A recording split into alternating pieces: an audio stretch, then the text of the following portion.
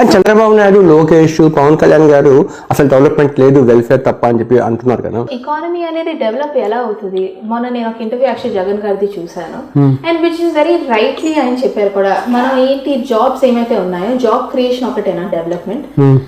మన job creation అనేది to certain extent of development. Jobs లేవు, మన మాట్లాడితే ఎవరికి ఎంప్లాయ్మెంట్ అనేది లేదు, జాబ్స్ ఎక్కడ, జాబ్స్ ఎక్కడ, నిజం లేదంటావా?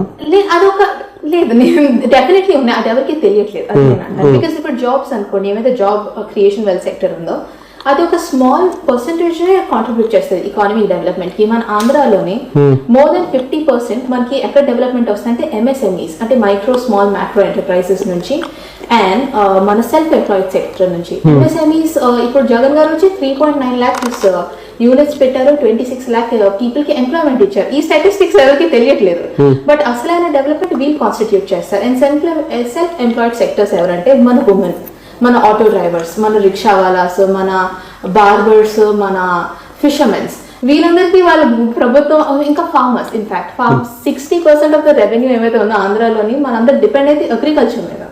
ఇవందరికీ ఏ రోజు చంద్రబాబు నాయుడు గారు అంత రిఫార్మ్స్ పెట్టలేదు ఎంతైతే జగన్ గారు పెట్టారో. అసలైన డెవలప్మెంట్ మోర్ దెన్ 50% కాంట్రిబ్యూట్ చేసేది వీళ్ళు.